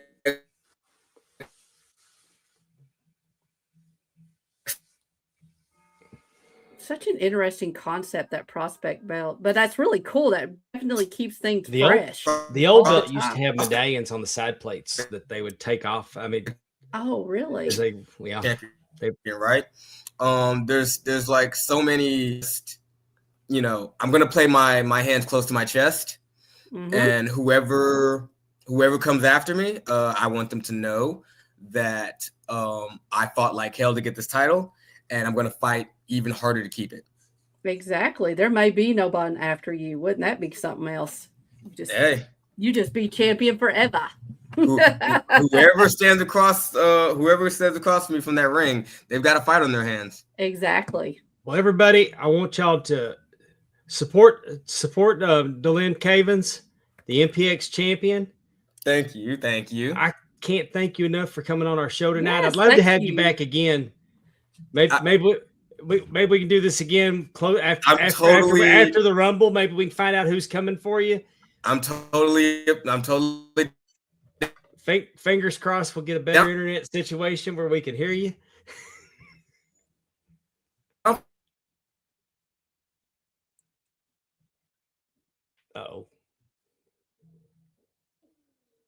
I'm going to go ahead and bring this up to remind everybody that the Texas Rumble is February 7th of 2026 at the Southwest Community Center, 6300 Welch Avenue. Fort Dave, man, like my door is always open to you. Well, thank you so much for coming on. I'm sorry that you cut out so much. No worries. I still have had fun. It's so cool talking to you guys. I really do want to do this again, whether technical difficulties or not. I genuinely enjoy talking to you guys. I love talking about wrestling. I love talking anything that involves the wrestling business or anything surrounding it. Like I said, my door is open to you guys. I'm so down to join again. Dave, you've been so gracious and patient with me, and I can't appreciate you more for that. Amy, thank you for your time. Amy, I of course enjoy talking to you a lot. I want to talk to you some more. Yeah, I'm totally up to do this again. You guys are great. Thank you. Well, Merry Christmas to you. Happy New Year. Be safe. And we can't thank you enough for your time. We wish you all the best. And like I said, you're welcome to come back anytime. We'll definitely get you back on after the first of the year.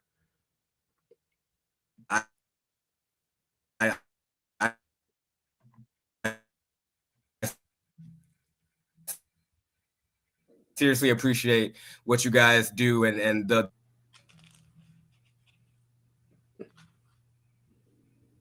Am I back? I'm back. Okay. Yeah, you're back. Okay. Well, do me a favor though. If you see Jamie Aller wearing shoes with laces, untie them for me. Oh, dude, I'm already doing that. Oh yeah. That's just a regular Tuesday for me. Yeah, he used to do that to me all the time. That sounds like Jamie. Yeah. Jamie's a bully, but he has a heart of gold. Oh, I know. He's all right. Don't tell him I said so. He's all right. Thank you so much. We'll see you next time. Thank you. MPX Heavyweight Champion, Delynn Cavens. Woohoo! That's awesome. We got the champion on the show. Infectious personality. I hate that he had so much internet problems. That's but okay. we'll get him back on because we'll bring him on one night as the only guest, so we can we'll spend a lot of time with him. Well, it'll be really good too because have they set all 30 participants in the Rumble yet? I don't think so. So maybe when it gets closer, like you said, he says he's got Brick in the top 5. I'd be interested to know who the other 4 might be. You know, who he's looking at. Well, you got several factions, and they could gang up. They could gang up on Brick, and they're going to have to. 100%. Yeah, I think several factions are going to have to work together to gang up on Brick to get him out. He ain't going unless he ain't going. Is all I know. And he's going to give me a hug. Mm-hmm. I'm going to tell you guys, MPX Wrestling on Twitch, Twitch TV /Metroplex Wrestling. It's $5.99 a month. Right. It's so worth it. Great production. I mean, it is. Follow them on, and here's all of their socials at MPX Network on YouTube. I just told you about Twix. You can get them on X, Instagram, Facebook. This is a tremendous promotion. I mean, why not watch them on Twitch? Because you got to go to Netflix to watch Raw. Mm-hmm. Then you got to have ESPN to watch premium live events. And you've got to have cable to watch AEW. You're going to have A&E to watch TNA. Go out of your way to watch MPX. This is tremendous wrestling. If you're just joining us for the first time, this promotion's owned by Athena, the women's Ring of Honor Forever champion, who will be in action this Saturday night, tag teaming with Mercedes Moné against the Babes of Destruction, Babes of Wrath. Babes of Wrath. It is Babes of Wrath. Harley Cameron, Willow Nightingale, the AEW tag team champions. Yeah. But Athena owns this with her husband Matthew Palmer. They do a great job. I'm so high on this promotion. If you've watched us, you know how high I am about MPX, and they do it weekly. Their Twitch feed is tremendous. Their product is tremendous. Anyway. And again, it's episodic. So you're getting to watch stories. It's like watching WWE or AEW, TNA. Like you're watching progression of storylines for $5.99. The commentators are good. It's just entertaining wrestling. And this Saturday night, I'm excited because I saw that Franco D'Angelo is going to be on the card. Mm-hmm. Franco was around, and I think Franco gave me my second bump in the wrestling business. Really? What happened? Well, Mike Page, our good friend Mike Page, was managing the Monster Bash. And was that one person or two? Like a tag team, or was he? No. Mike Page was the Monster Bash. Oh, okay. Okay. Bash, the Monster Bash. I got you. Anyway, Bash, Franco had him beat. And no referee because referee was down. And then I guess Page had hit him with a golf club. Oh, well, Lord. So as Bash got the cover, I came running out down the ramp, slid in the ring. It's been my thing for 20 years. I better say. I counted 3. Franco's trying to tell me what happened, and I told him, I just, I came in and you were covered in 1, 2, 3. That's what I saw. And so he boots me and picks me up, puts me on his shoulders. F5. Oh Lord! Then the crowd started chanting, "He deserved it." Oh, so you got love too. You got some love from the crowd and got an F5. Let's go to the chat and say hi to everybody. Of course, Darren Staley's been rolling with us since the beginning. Yes. Austin Kendrick's here. Willie Buck. Hey, Willie Buck. Ben Jones. Good morning, Ben. Ben's joining us from Australia. Allison Faye's here from the TNA Top 10. Austin says, does MPX have a pay-per-view? They do weekly. There's Coach Keith Morrison. Hey, Coach. Hey, Coach. Yeah, Austin, on Twitch TV /Metroplex Wrestling. $5.99 a month. You can watch them every week. So they would get to watch the Rumble. Is that what you're saying? Yes. On Twitch? On Twitch. For $5.99. And then you got Athena doing quarterly all women's those are shows. So cool. Yes, those have been great. The last one that she had, Chris Statlander was there. I was going to say, great. Marina Shafir was there. Yes, great talent. They brought in Aubrey Edwards to referee it. I mean, great talent. We've had some great, Allison Faye, Terry's here. The other part of TNA, Coach Keith. Coach Keith's here. Who else? We've had some fun. I've had Austin. Willie Buck told us it is Jamie Noble's birthday. Happy birthday, Jamie Noble. Jamie Noble, who's producing for WWE. While you're here on Mark Out Moments, check out our friends at the Drunken Pop. They did a Christmas special. They did all things Christmas last week. You can check that out here on the channel.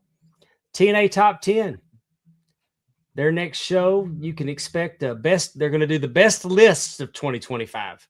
Yes. So it's going to be the year in review, their best lists. We're going to hear more about why Andrew hates Matt Rule. I think everybody needs to vote for the Amy's list, which was Monster Ballads. Just throwing it out there. If you want to, I think you should vote. And Allison's going to be pretty. So, as always, catch the TNA Top 10. I love what they do over there. Terry, Andrew, Allison all do great job there. What was your what did you pick for number 1 for worst Christmas gift? Do you remember? I want to say it might have been fitness. Oh no, it was As Seen on TV. As Seen on TV. As Seen on TV. You don't like that kind of stuff? Yeah.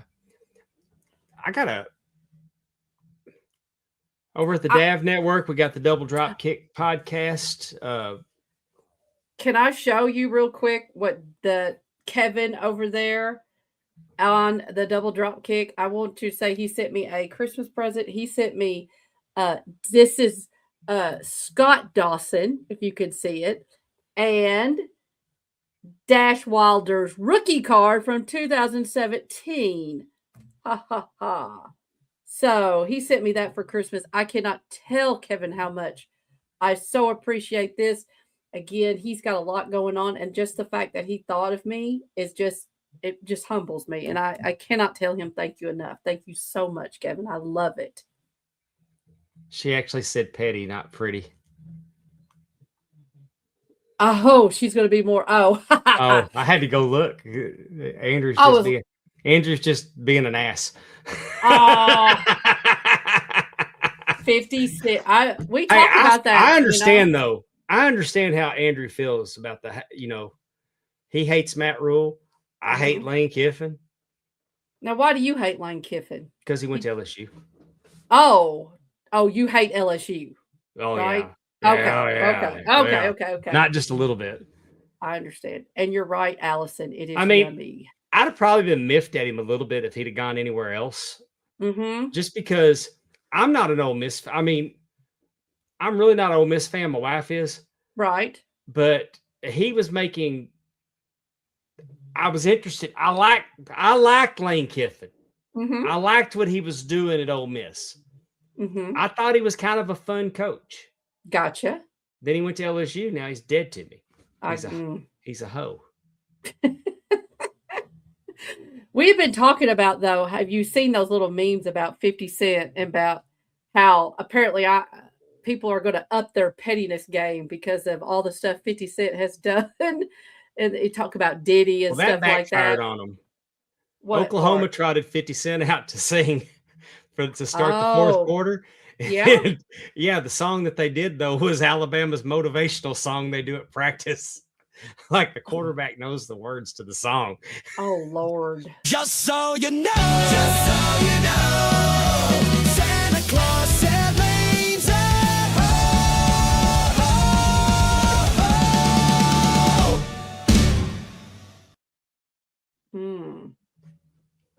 Yeah. We'll just have to see how he does. See, LSU is not, I mean, that's a hard, I mean, you really need to, I think that would be a very difficult place to coach, even no matter how good you are, because the fans are rabid. Yeah, I hope he fails miserably. He probably appreciates your love, I'm sure. Don't give a shit if he appreciates it or not. I was hoping that Alabama would come open and then he would just jump to Alabama just to piss off the LSU fans. Oh my gosh. I think it'll be interesting just to see all the transfer portal opens up, I know, and like who all goes where. It's just such a crazy college football. Even I don't even watch it that much, but it's just a crazy situation with people not playing in bowl games, which I guess I kind of understand if you're declaring, but it's like, just, I don't know. It's kind of lost something, I think, anyway. Like take Notre Dame. They just said, screw it. We're not playing in a bowl game. Well, I mean, they don't even have a conference, right? I mean, they just kind of say, they want their cake. They want to have their cake and eat it too. What is that? What do you mean? They think because they got their own TV deal. And hey, and I'll agree. Like Tulane and James Madison, they didn't have no business being in the playoffs, but they got in because of their conference alignment. Well, if Notre Dame was in one of those situations, then they'd have got the automatic bid. But let's face it, most of the time, it's very rare that they do good when they get in. They normally get their ass handed to them. The bitch is strong with them.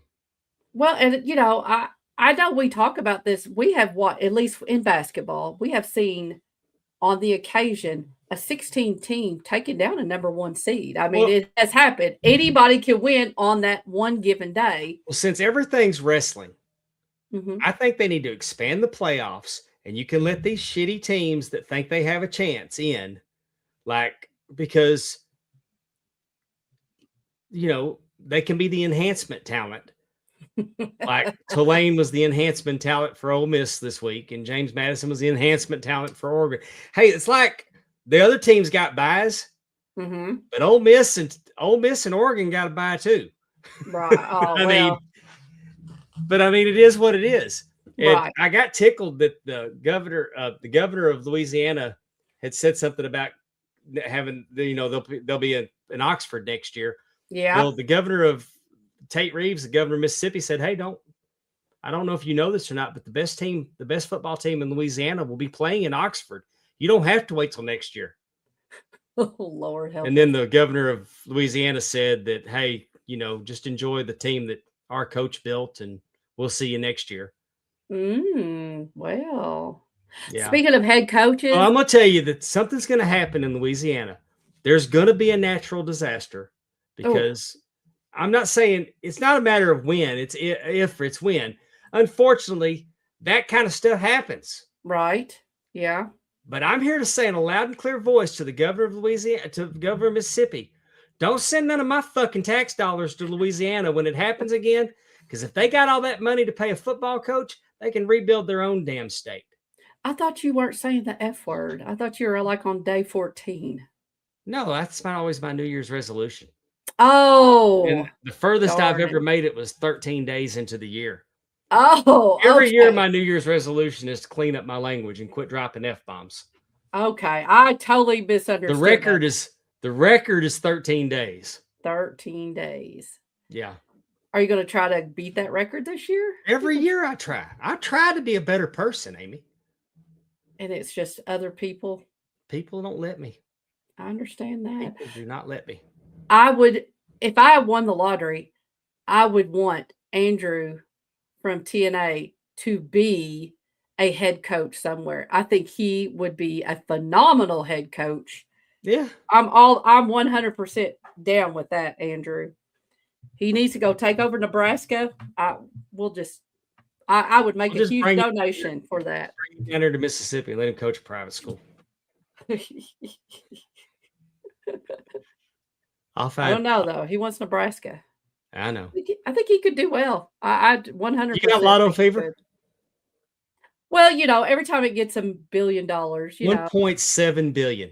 Might as well. Yeah, I get. You want to hear something funny? Of course. Me and Stephanie almost had a fight over it. Wow. She was getting more than half hot because I asked my grandson what kind of car he would like. Because I don't know what David's 15. I don't know what kind of car David likes. Like I know Maddie's 15. I know Maddie likes Jeeps. Maddie would like to have a Jeep. So I was trying to ask David, and David doesn't want a truck. He's not sure about the car. But Jackson, his younger brother, jumped in and said, I want one of those that's got the cat on it. A cat on it. And I'm like, a Jaguar? He said, yeah, that one. And I said, because Jackson's bougie. But Jackson's a bougie little shit. But so I'm saying that, okay, if we win the lottery, I'll buy Jackson a Jaguar for his first car. Oh, no, you won't. Oh, Stephanie's. Yeah. And I'm like, why would I not? And we're arguing over imaginary money. Exactly. Like if I win, the first call I'm going to make is trying to get in touch with Jerry Lawler to see if I can buy his Batmobile from him. Because I've always said since the first time I ever played the lotto with Lotto Texas, right? If I was to win it, first thing I'm going to buy is a 1966 Batmobile. I like it. And then I saw a building on Highway 49 down in McGee that on the way to McGee that every time I look at it, I think it would be a tremendous building for a wrestling arena. Oh, yeah. I could see the word sportatorium on the front of it. I like it. So I'll take Jackson's Jaguar if that just helps solve y'all's marital problems when you win. Just helping out. she keep messing with me. He'll get one of those.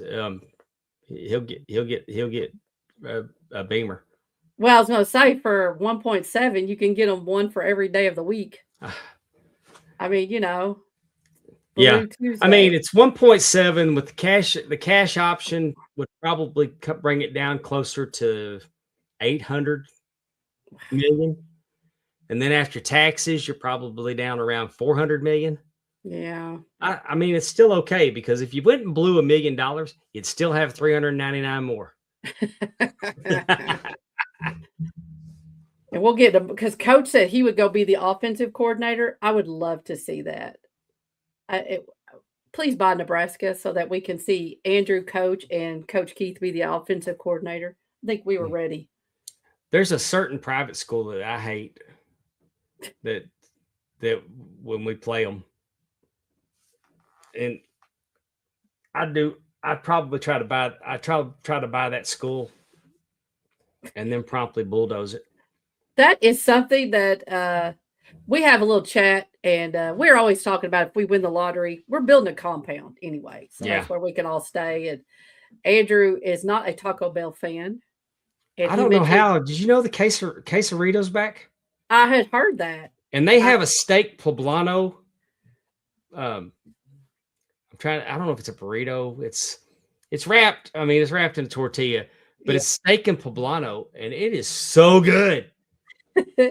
I mean, they got like 2 menus now that you can get something and it comes with avocado salsa, and that's tremendous. And then you just order burrito supreme, and then that tastes like, well, this is that old bullshit that tastes like this for 20 years. But they got some fresher, they've got some newer products that are really hitting hard.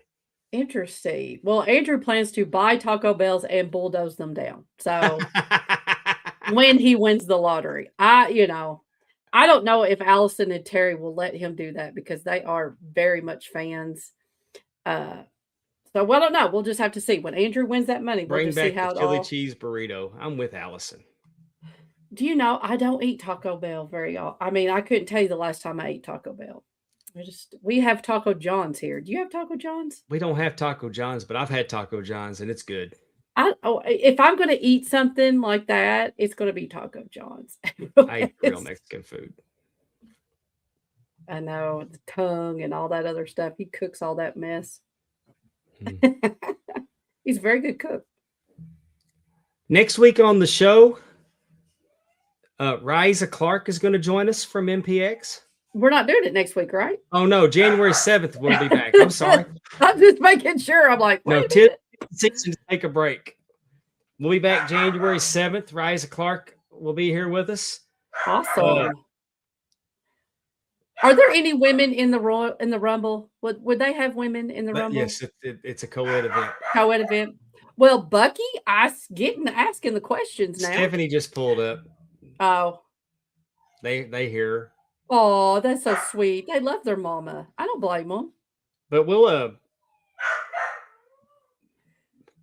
yeah, there's going to be there'll be I'm sure that they'll bring somebody in too.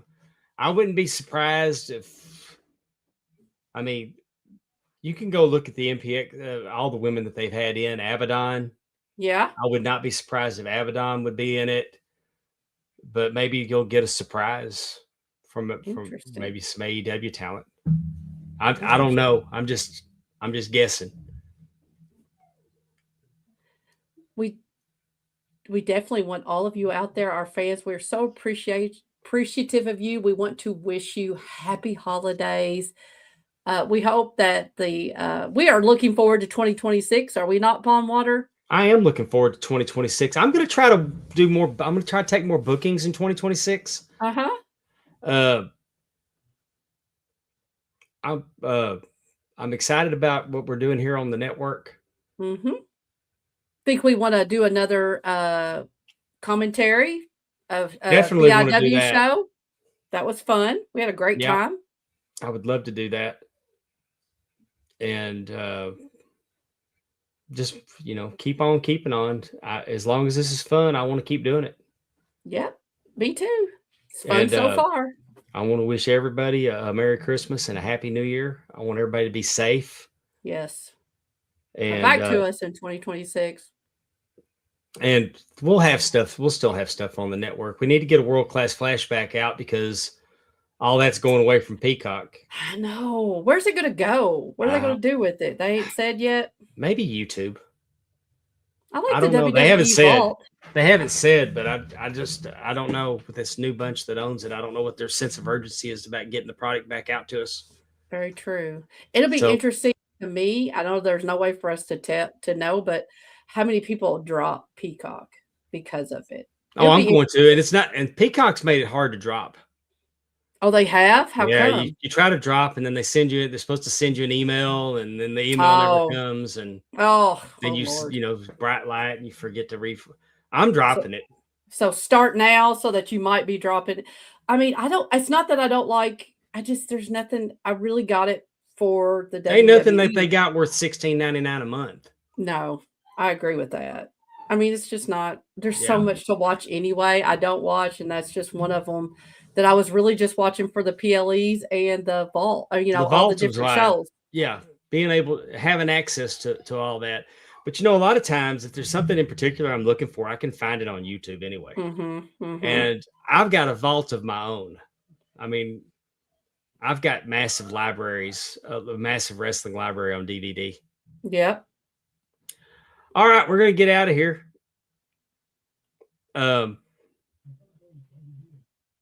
Again, Merry Christmas, everybody. Yes. I feel like I'm forgetting to tell you something. As soon as I hit in stream, I'm going to remember it. I'm going to be like, oh, shit, I forgot to say that. Well, we told them we're not here next week. Right. Come back to us on January 7th, where we have, who'd you say? Riza Clark. Riza Clark. And we want them all to have a safe holiday. And we can't wait to see their happy faces in 2026. There we go. Yep. But most of all, thank y'all. We appreciate the support. Good night, everybody. 100%. Bye-bye. Talking wrestling, time to go. Thanks for watching our epic show. See you next week, same time, same place. Mark out moments is your happy place.